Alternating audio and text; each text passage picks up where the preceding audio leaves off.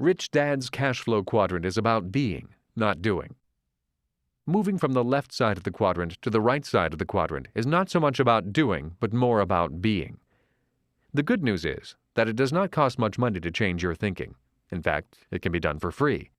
The bad news is that sometimes it's hard to change some deep core thoughts about money that are handed down from generation to generation, or thoughts that you learn from friends, from work, and from school. Yet, it can be done. And this is what this recording is primarily about. It's not so much a how-to book on what to do to become financially free. It's not about what stocks to buy or what mutual fund is safest. This program is primarily about strengthening your thoughts, being, so that you can take the action, doing, that will enable you to become financially free, having. For people contemplating making the crossing from one quadrant to another, an important part of the process is to be aware of your internal dialogue, or conversations within you. And always remember that what sounds logical in one quadrant does not make sense in another quadrant.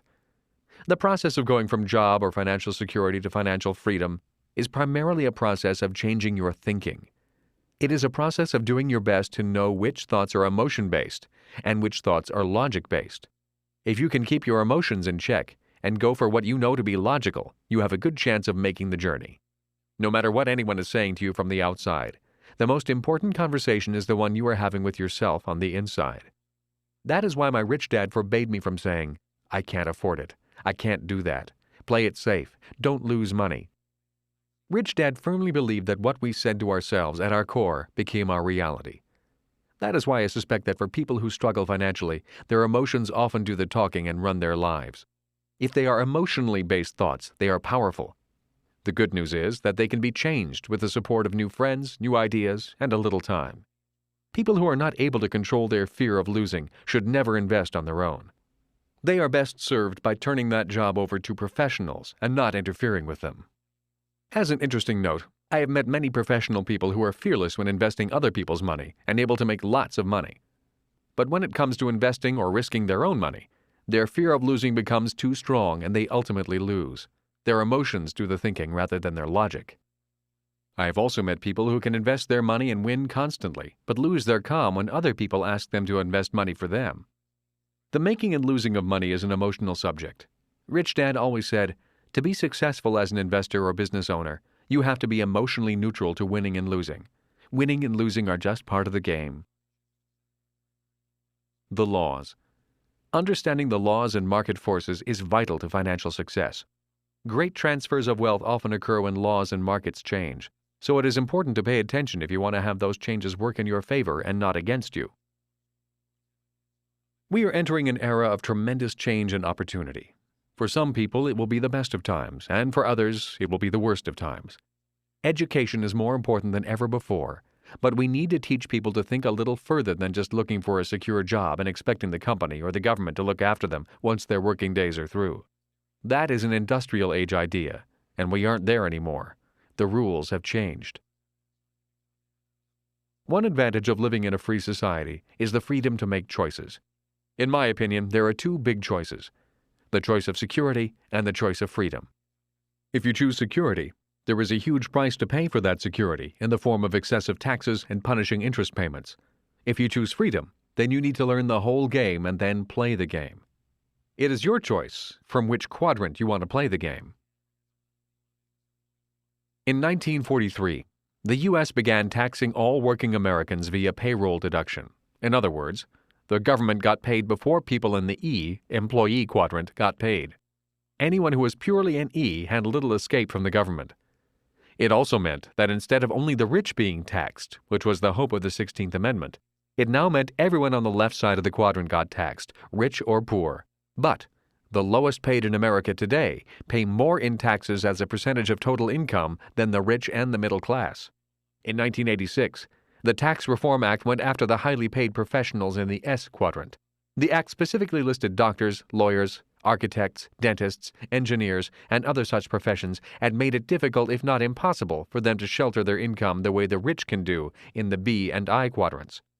These professionals were forced to operate their businesses through S corporations instead of through C corporations, or pay a tax penalty. Income for these highly compensated professionals is then passed through the S corporation and taxed at the highest individual tax rate possible. They don't have the opportunity to shelter their income through deductions allowed to a C corporation. And at the same time, the law was changed to force all S corporations to have a calendar year end. This again forced all income to be taxed at the highest rate. When I was discussing these changes recently with my personal CPA, she reminded me that the biggest shock to newly self-employed people generally comes at the end of their first year when they realize that the biggest tax they are paying is a self-employment tax. This tax is double for the S's over what they paid as E's, and it is calculated on income before the individual can deduct any itemized deductions or personal exemptions. It is possible for a self-employed person to have no taxable income yet still owe self-employment tax. Corporations, on the other hand, do not pay self-employment tax. The 1986 Tax Reform Act also effectively pushed the E's and S's of America out of real estate as an investment and into paper assets, such as stocks and mutual funds, basing their future financial well-being upon paper assets subject to the ups and downs of the market. After the 1986 Tax Reform Act, the rich continue to earn more, work less, pay less taxes, and enjoy greater asset protection by using the formula my rich dad gave me 40 years ago. Build a business and buy real estate. Make a lot of money via C corporations, and shelter your income through real estate. While millions upon millions of Americans work, pay more and more taxes, and then pour billions each month into mutual funds, the rich are quietly selling the shares of their C corporations, making them even richer, and then buying billions in investment real estate. As we progress further and further away from the industrial age and into the information age, we all need to continue to gather information from different quadrants. In the information age, quality information is our most important asset. As Eric Hoffer once said, "In times of change, learners inherit the earth, while the learned find themselves beautifully equipped to deal with a world that no longer exists." Remember that everyone's financial situation is different. That is why I always recommend that you seek out the best professional and financial advice you can find. For example, while a C corporation may work well in some instances, it does not work well in all instances. Even on the right side of the quadrant, occasionally an S corporation is appropriate. Also, remember that there are different advisors for the rich, the poor, and the middle class, just as there are different advisors for people who earn their money on the right side and on the left.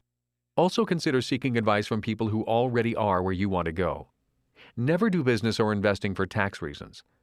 A tax break is an extra bonus for doing things the way the government wants. It should be a bonus, not the reason. And if you are not a U.S. citizen, this advice remains the same. Our laws may be different, yet the principles of seeking competent advice remain the same. People on the right side operate very similarly throughout the world.